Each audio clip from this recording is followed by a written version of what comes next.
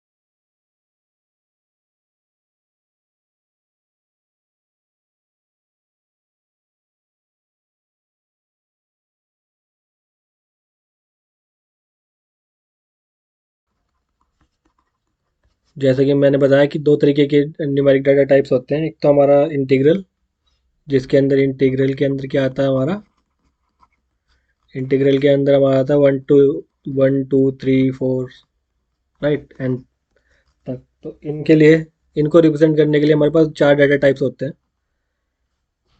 कौन कौन से? सबसे पहला होता है बाइट,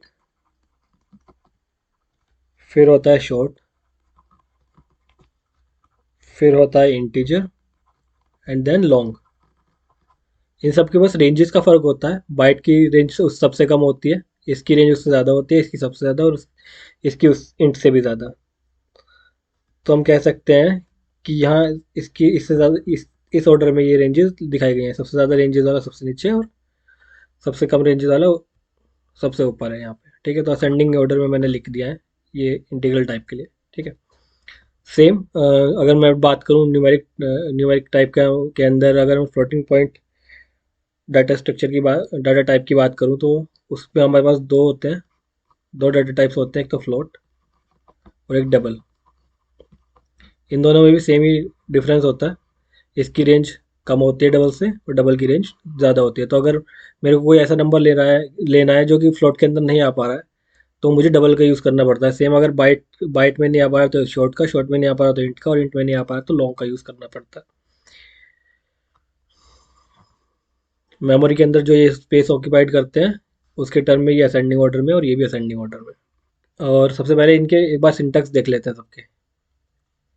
तो अगर मैं बात बात करूँ कि डाटा टाइप को डिफाइन कैसे करते हैं, ठीक है, तो सिंटैक्स सबका सेम ही रहता है। क्या सिंटैक्स रहता है? सबसे पहले जो हमारा डाटा टाइप है वो लिखते हैं, फिर कोई भी हमारा आइडेंटिफायर आता है या उसका नाम आता है, राइट, डाटा टाइप का नाम आता है, और उसके बाद इक्वल टू का साइन, और जो भी हम यहाँ पे वैल्यू उसको प्रोवाइड कर रहे हैं वो वैल्यू हम यहाँ पे लिख देते हैं, राइट। सो सपोज कि मुझे एक इंटीजर टाइप का वेरिएबल डिफाइन करना है जिसकी वैल्यू 10 है, तो मैं यहाँ पे लिखूँगा इंटीजर, और वेरिएबल का नाम अगर वैर है तो मैं यहाँ पे ऐसे इसको डिफाइन कर सकता हूँ सिंटैक्स के अकॉर्डिंग। ऐसे में इसी सिंटैक्स के अकॉर्डिंग मैं किसी भी चीज़ को डिफाइन कर सकता हूँ, किसी भी वेरिएबल को डिफाइन कर सकता हूँ, राइट। ये जैसे अभी हमने इंटीजर टाइप का किया है, एक हम फ्लोट टाइप का कर लेते हैं। तो अगर मुझे फ्लोट टाइप का करना है तो मैं सबसे पहले आएगा डाटा टाइप, उसके बाद क्या लिखा है यहाँ पे, डाटा टाइप आ गया। उसके बाद उसका नाम, मान लो इसका वेर वन है, राइट, वेरिएबल वन। और उसके बाद उसकी वैल्यू, जो भी हम वैल्यू रखने वाले हैं यहाँ पे, मान लो कि 1.1 रखी है मैंने, तो ये फ्लोट वैल्यू यहाँ पर हमने इसको दे दिया। सिमिलरली अगर हमें बूलियन को डिफाइन करना है तो बूलियन का टाइप, उसका नाम, मान लो कि इसका नाम फ्लैग है, और अगर ये ट्रू है तो इसकी वैल्यू ट्रू आ जाएगी, और अदरवाइज इसकी वैल्यू हम फॉल्स भी दे सकते हैं, कोई भी एक। तो इस तरीके से हम डाटा टाइप्स को डिफाइन करते हैं जावा के अंदर, राइट।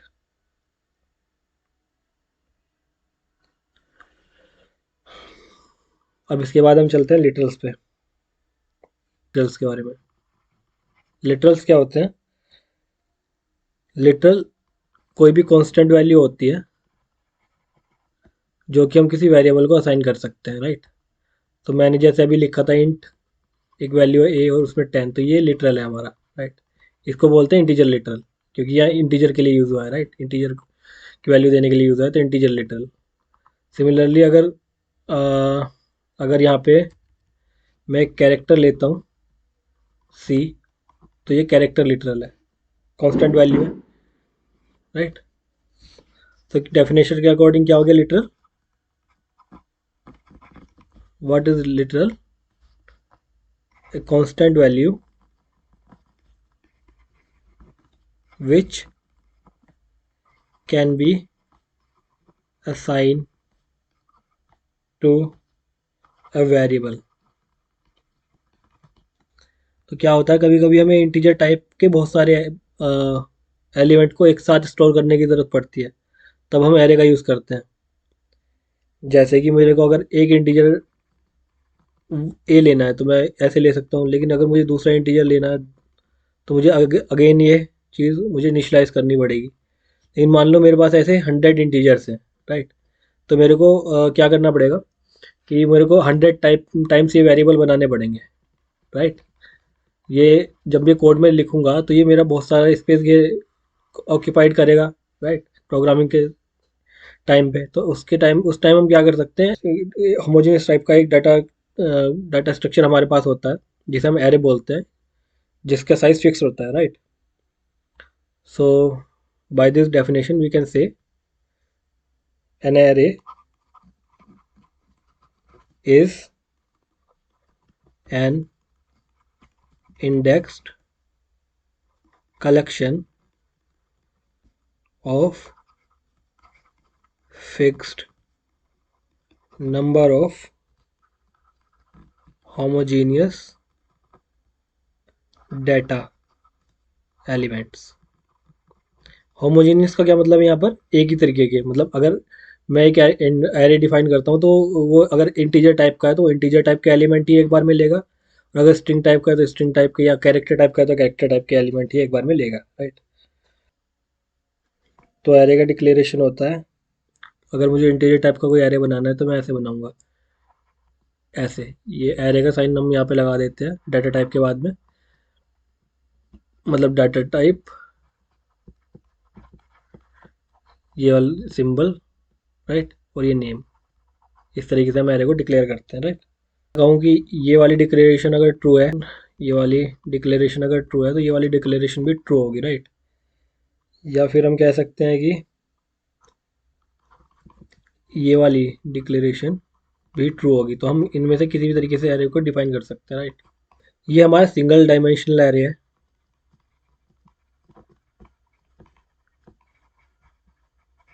राइट। ऐसे हमारे पास मल्टी डायमेंशन एरे भी होता है। अब इन सब के अंदर आपको अभी सिर्फ आप टर्म समझिए, बाद में हम देखेंगे कि ये सब क्या होता है, कैसे इसको यूज़ करते हैं। मल्टी डायमेंशनल एरे है, राइट। ऐसे हम 3 डायमेंशनल एरे भी बना सकते हैं, एंड सो ऑन, राइट। तो अभी हमने एरे की डिक्लेरेशन देखी है, अब हम आगे देखेंगे कि एरे को इसकी मेमोरी असाइन कैसे करते हैं, right. Height, what is the constructor for array. Java के अंदर जो एरे होता है वो एक ऑब्जेक्ट होता है, राइट। तो इसके पास कुछ मेथड्स होते हैं जो कि हम एरे में यूज़ कर सकते हैं, लेकिन क्योंकि ये एक ऑब्जेक्ट है तो इसका जो मेमोरी में जब हम इसका साइज एलोकेट करते हैं तो इसका ऑब्जेक्ट बनाने के लिए भी हमें न्यू ऑपरेटर का यूज़ करना पड़ता है, राइट। तो इसका ऑब्जेक्ट बनाने का क्या तरीका है, इंटीजर, ये इसकी डिक्लेरेशन हो गई। अब अगर हमें इसे साइज़ देना है तो हमें न्यू ऑपरेटर का यूज़ करना पड़ेगा, फिर हमें इसका साइज़ बताना है यहाँ पे कि कितनी साइज़ का ही है। अब मैंने मेमोरी में 5 साइज़ का एक एरे डिफाइन किया है कि ये एरे के अंदर 5 इंटीजर्स वैल्यू आ सकती हैं, राइट। अभी इंडेक्स बेस है तो हम कैसे ये वैल्यू भी डिफाइन कर सकते हैं। एरे ऑफ 0 पे मैं 1 डाल सकता हूँ, एरे ऑफ 1 पे मैं 2 डाल सकता हूँ, एरे ऑफ 2 पे मैं 3 डाल सकता हूँ एरे ऑफ 3 पे मैं 4 डाल सकता हूँ, एरे ऑफ 4 पे मैं 5 डाल सकता हूँ, राइट। तो एरे का जो ये एरे हमेशा ज़ीरो बेस्ड होता है, राइट। तो मैं कहूँ कि अगर इसके अंदर 5 लोकेशन मुझे असाइन हुई हैं तो ये ज़ीरो बेस्ड होंगी, 0 1 2 3 4, और मैंने इसमें क्या वैल्यू डाल दी है, मैंने इनके डाल दिया 1 2 3 4 एंड 5, राइट। इस तरीके से मैंने ये एरे बनाया। अभी हम एक बार इसको प्रोग्राम को रन करके देखते हैं अपनी मशीन पे। तो यहाँ पे ये मेरी एक मेन क्लास है। मैं क्या करता हूँ, यहाँ पे एक एरे डिफाइन करता हूँ इसके अंदर इंटीजर टाइप का,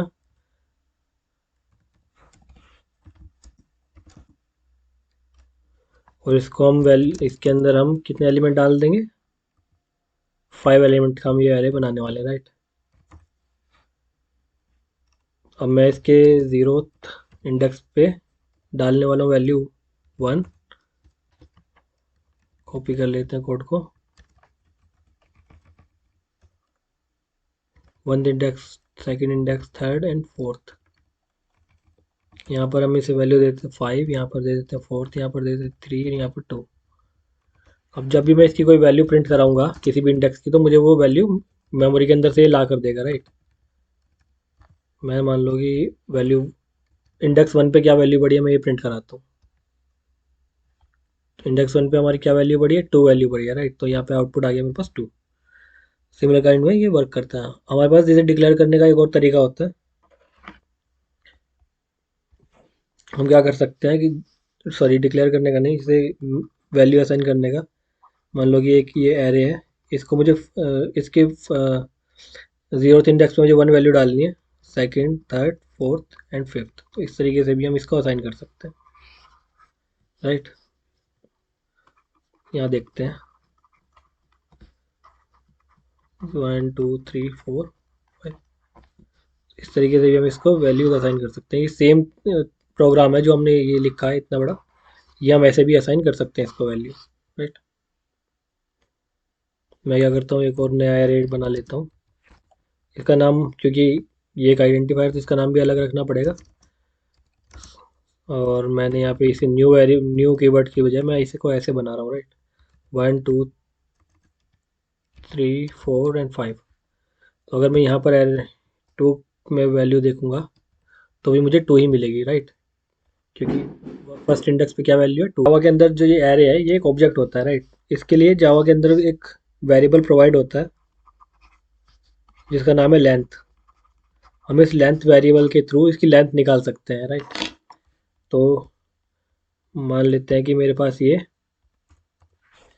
एरे 2 करके वेरिएबल है। अगर मैं इस पर देखूँ तो मेरे पास ये, क्योंकि ये एक ऑब्जेक्ट है तो ये सब मेरे मेरे को मिलते हैं इस पर, जो ऑब्जेक्ट क्लास के पास मेथड होते हैं जो कि हम आगे देखने वाले हैं। लेकिन इसके बाद इसमें एक और वेरिएबल मुझे मिलता है जो है लेंथ। जब भी मैं ये देखूंगा तो मुझे बाय डिफ़ॉल्ट ये एक लेंथ जो है एरे की वो प्रोवाइड कर देता है। मैं यहाँ पर इसको प्रिंट करा सकता हूँ। तो क्योंकि हमारे एरे की लेंथ अभी 5 है जो हमने यहाँ पे डिफाइन की थी, राइट। इसकी डिफाइन नहीं किया है लेकिन इसकी भी 5 भी है, तो हम एक बार देख लेते हैं कि 5 आती है कि नहीं। You can see, right. तो अभी हमने प्रिमिटिव डाटा टाइप्स देख लिए, लिटरल देख लिया, एरेज देख लिए, उसका कंस्ट्रक्टर देख लिया। अब हम टाइप्स ऑफ वेरिएबल की बात करेंगे कि हमारे पास कितने सारे वेरिएबल्स होते हैं, राइट। करते हैं वेरिएबल्स की टाइप्स ऑफ वेरिएबल्स। तो वेरिएबल हमारे जावा के अंदर जो होते हैं, एक तो होते हैं प्रिमिटिव वेरिएबल,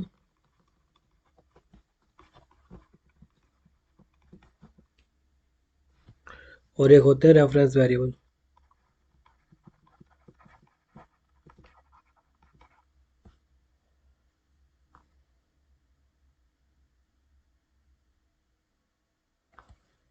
प्रिमिटिव वेरिएबल जैसे ये एक्स इज इक्वल टू 10 जो अभी हमने पढ़ा है। और रेफरेंस वेरिएबल होता है हमारा जैसे कि कोई ऑब्जेक्ट हम जब बना देते हैं, राइट। तो student S is equal to new student ऐसे, तो एक रेफरेंस वेरिएबल है। मतलब कि मेमोरी के अंदर क्या हो रहा है, इसका ये जो एस होल्ड करता है ये रेफरेंस होल्ड कर रहा है किसका, स्टूडेंट नाम के ऑब्जेक्ट का। नहीं, प्रिमिटिव के अंदर क्या है, इसके अंदर एक्स की वैल्यू जो है वो 10 है। डिफरेंट प्लेसेस के अकॉर्डिंग हमारे पास जो वेरिएबल के टाइप हैं वो और भी हो सकते हैं, क्योंकि हमारे प्रोग्राम में कई सारे प्लेस होते हैं। तो ये सब हम बाद में देखेंगे कि ये क्या और कहाँ पर यूज़ होता है। लेकिन अभी हम देख लेते हैं कि कौन कौन से टाइप होते हैं। बेसिकली इस पूरे वीडियो के अंदर हम ज़्यादा थ्योरी पर ही फोकस करने वाले हैं और ये बहुत इंपॉर्टेंट है, तो इसको पूरा देखिएगा। इंस्टांस वेरिएबल हमारे पास होता है, स्टैटिक वेरिएबल हमारे पास होता है और लोकल वेरिएबल हमारे पास होता है, राइट। इंस्टांस वेरिएबल क्या होते हैं? जो डिफरेंट ऑब्जेक्ट के लिए वेरी करते हैं उनको इंस्टांस वेरिएबल कहते हैं। स्टैटिक वेरिएबल जो कि क्लास लेवल पे हम डिफाइन करते हैं उनको स्टैटिक वेरिएबल बोलते हैं, और जो मेथड लेवल पे होते हैं उनको लोकल वेरिएबल बोलते हैं, राइट। तो अगर मैं देखूं तो इसके अंदर ये मेथड वेरिएबल है, लोकल वेरिएबल है। अगर मैं यहाँ पर एक इंटीजर टाइप का आई एक डिफाइन कर देता हूँ, तो ये हर माई क्लास के लिए, जब भी मैं कोई माई क्लास का ऑब्जेक्ट बनाऊंगा, इस आई की वैल्यू हमेशा डिफर होगी, राइट। तो ये एक इंस्टांस वेरिएबल है। लेकिन अगर मैं इसको स्टैटिक बना देता हूँ, स्टैटिक इंट आई, और आई तो नहीं लिख सकते क्योंकि आइडेंटिफायर तो नाम अलग होना होगा, तो अगर मैं इसे आई वन दे देता हूँ तो ये स्टैटिक है, ये स्टैटिक वेरिएबल है हमारा, ठीक है। ये क्लास लेवल पे है, इसकी जो मेमोरी असाइन होते हैं क्लास एरिया में होते हैं, राइट। इसके बाद हम कमांड लाइन आर्ग्यूमेंट के बारे में पढ़ते हैं। तो as we know we have a method called as main, जो कि हमें जावा प्रोवाइड करती है। तो उसका, अगर जैसे कि हमने पिछले वीडियो में देखा था कि इसका जो सिंटेक्स था वो कुछ ऐसा था, पब्लिक स्टैटिक वॉइड मेन, और यहाँ पर हमने यहाँ पे स्ट्रिंग टाइप के इसमें आर्ग्यूमेंट होते थे। स्ट्रिंग क्या होती है? String is a sequence of characters, right. Like my name is a string. String भी एक डाटा टाइप होता है, लेकिन ये नॉन प्रिमिटिव होता है, राइट। ये ऑब्जेक्ट है, ठीक है। तो यह स्ट्रिंग का एरे हम पास करते हैं इसके अंदर। तो ये स्ट्रिंग का एरे कब यूज होता है? जब हमें कमांड लाइन से कोई आर्गुमेंट इसमें पास कराना हो जावा के अंदर, राइट। तो अगर मैं लिखता हूँ यहाँ पे, जब भी मैं जावा को अगर हमें कमांड लाइन से जावा को का कोई कोड कंपाइल करना है, जो कि हम अभी देखने वाले हैं कैसे। तो मैं अगर मान लो कि मेरे कोई पास कोई क्लास है टेक्स्ट करके, और उसका नाम टेस्ट है, जो कि हम अभी देखने वाले हैं, और उसमें मुझे 3 आर्ग्यूमेंट पास कराने हैं। इसके ये कह रहे हैं स्ट्रिंग टाइप का एरे है, राइट। तो इसके अंदर 0 और 1 और 2 या से लेकर सो ऑन हमारे पास क्या होंगे?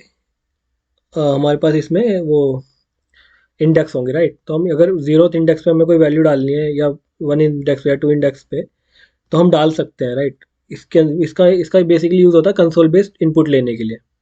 तो अगर मुझे ये मान लो कि 0 बेस्ड इन पर मुझे कोई इनपुट डालना है, तो मैं इस टेक्स्ट के बाद जब जावा कोड कंपाइल हो रहा होगा, मैं यहाँ पे एक स्पेस दूंगा और एक वैल्यू यहाँ पर दे दूंगा। तो ये वैल्यू 1 जो है मेरी, ये 0 के अंदर चली जाएगी। सेम अगर मैं एक और स्पेस देकर वैल्यू 2 डालता हूँ, तो ये मेरी 1 के अंदर चली जाएगी, राइट।